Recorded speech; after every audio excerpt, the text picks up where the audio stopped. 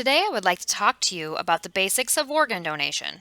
My hope is that your knowledge will be expanded after this short presentation.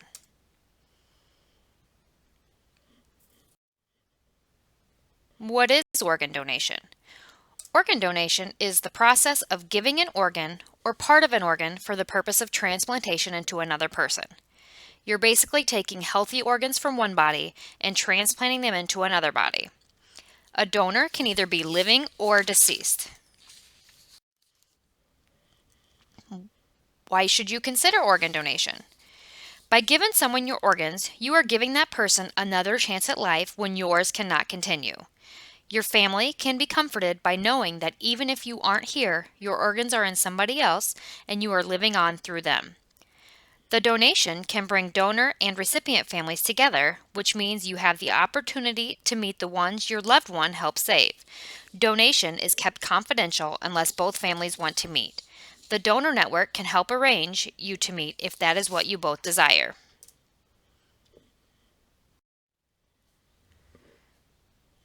Becoming an organ donor. First, you need to check mark the box Yes on your driver's license. Second, you can go to the State Donor Registry website at www.iowadonornetwork.org. When going to the State Donor Registry, there's a quick and easy form to fill out with basic information such as your name, date of birth, if you want your organs to be used for donation, research, or both, and if they are to be given to someone specific. This only takes a few minutes to fill out.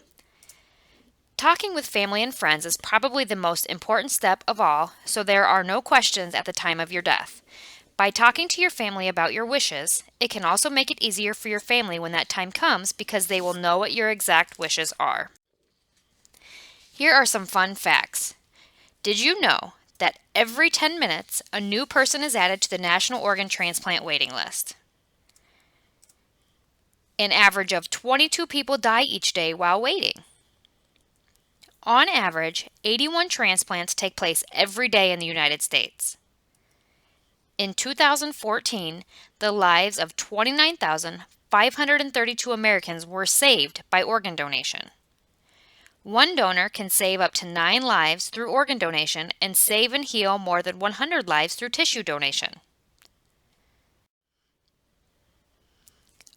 A national computer system and strict standards are in place to ensure ethical and fair distribution of organs. Organs are matched by blood and tissue typing, organ size, medical urgency, waiting time, and geographic location. All major religions support organ or tissue donation. They actually consider it an act of charity. Anyone can become an organ donor. Medical condition at time of death makes your actual determination on what or if you can donate. There is no cost to the donor's family or estate for organ and tissue donation. If you are sick or injured and admitted to the hospital, the number one priority is to save your life.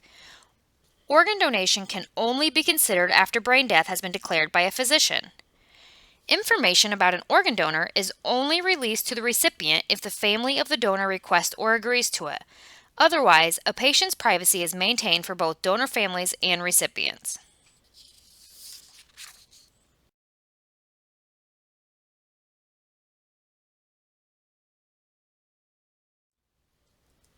Living donation increases the existing organ supply.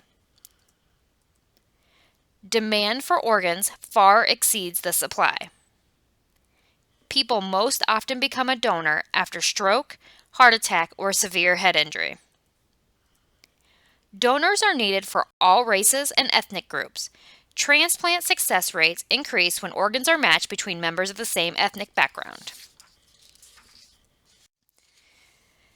You may be wondering what can be donated. Your kidney, heart valves, lungs, pancreas, liver, skin, bone marrow, cornea, intestines, and tendons. These are all things that can be given through donation after brain death. We will talk a little bit later about living donors. In Iowa, there are currently 647 people waiting for a transplant. And there have been 23 total donors this year so far. And for the people who are actually waiting for organs, this is a kind of a breakdown of how many there are. So just in Iowa, there are 38 people waiting for a heart, 8 people waiting for lungs, 25 people waiting for a liver, 563 people waiting for a kidney. There are 12 people waiting for a kidney pancreas, and 1 person just waiting for a pancreas. This data is all from June 1st of this year. This graph has a little bit different numbers from the previous, but they were obtained through 2 different websites, and this information didn't state the date that it came from, but I believe it's a little bit more recent. But I put it here just to show you how you can see the kidney is 86.1% on the graph, and it takes up the majority of the organs that people are looking for. And that's important to know because kidneys are something that can be given through live-in donation, and you can donate after brain death. Nationally, there are currently over 123,000 people waiting on the transplant list. This is just a screenshot of the amount of donations that take place every year. These are very large numbers, but there are still a lot of people dying each and every day waiting on a transplant. Some basic steps in the deceased donation. We're going to use an example of a patient who was in a car crash who suffered a severe brain injury. So a specialized team of EMTs and paramedics would begin life-saving efforts at the scene. They would contact the emergency room doctors while they're transporting the patient to the hospital. When that team arrives at the hospital, the ER doctors and nurses evaluate injuries and then continue life-saving measures, which may include a ventilator, IV fluids, blood replacement, and medicine to help keep the heart beating. After the vital signs stabilize, the patient is transferred to the ICU, where a doctor performs special tests to see how much damage has been done to the brain and organs. The medical team continues advanced life-saving measures during the test. Brain death is diagnosed as an irreversible loss of blood flow to the whole brain, which causes the brain to die. After brain death, the donor's body is supported by artificial means such as a ventilator. Specially trained medical practitioners from the Organ Procurement Organization go to the hospital to see if the patient is medically suitable for organ donation. The doctor would talk to the family about the patient's death. Then someone from the Organ Procurement Organization or a specially trained hospital staff would talk to the family about donation. If the patient had already signed up to be a donor or is on the state or national registry, that information is shared with the family, and then the Organ Procurement Organization family counselor would talk to the family and explain the donation process and answer any questions that they may have. If the patient has not signed up with the state or national registry at the time of their death, then the patient's family would take time to think and ask any questions before they make that decision. The donation decision is easier if the family has previously discussed the donation. The donor's blood type, height, weight, hospital zip code, and other data are entered into UNOS National Computer System to begin the organ allocation process. Appropriate candidates are found for whom the donor's organs are the best match. Timing is especially important at this step and during recovery. The donor is taken to the operating room where organs are surgically removed. After that, the organs are then sent to the transplant hospitals where candidates are waiting for them. The donor is treated with honor and respect throughout the donation. After donation, the donor is taken to a funeral home, and the Organ Procurement Organization works with the funeral director to honor the donor and donor's family's funeral wishes. An open casket is still possible after organ donation. A few weeks later, the Organ Procurement Organization sends a letter to the donor's family letting them know which organs were transplanted, and they keep the names of the recipients confidential. Most organ procurement organizations continue to provide support to donor families, such as bereavement counseling and later memorial events. If at the time the donor families and the recipients wish to correspond further, they would help set that up through guidelines that they already have. I'm going to show you a short video on how the national waiting list works, as many people have a misconception that it's actually a list when it is not. Please click play below.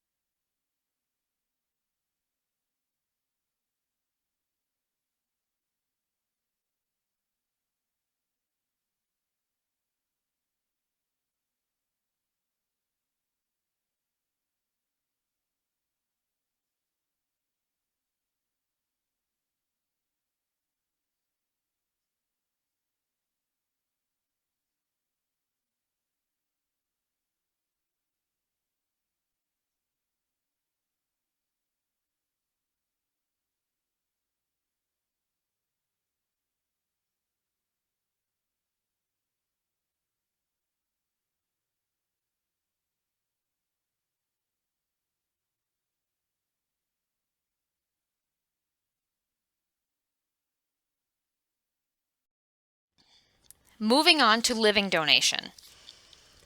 Living donors need to be in good health both physically and mentally. They must be at least 18 years of age.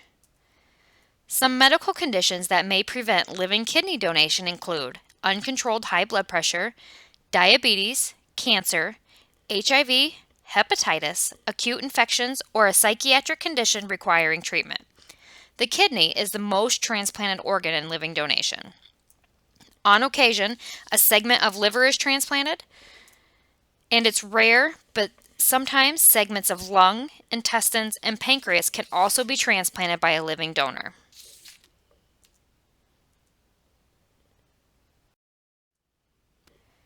So the different types of living donor transplants.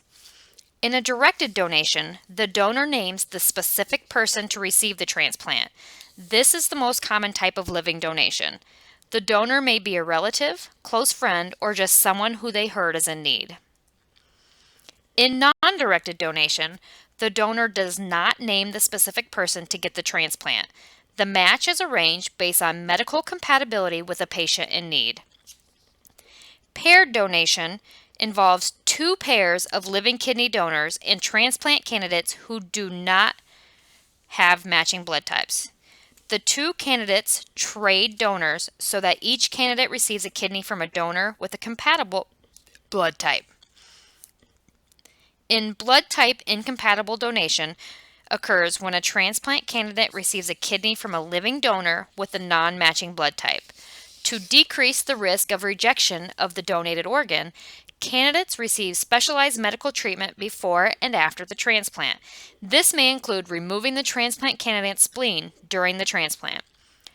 Positive cross-match donation involves a living donor and a transplant candidate who do not match because the candidate has certain antibodies, which is a protein substance, that will immediately react against the donor's cells and cause the transplant to fail. Specialized medical treatment is provided to prevent rejection. This type of donation is usually only considered when no other living donors match. The living donor process, first you contact a transplant center and they will typically ask for your consent to begin a basic medical screening. With that consent, the transplant center staff will ask you questions about your medical history to find out if you have any conditions that would keep you from being a donor.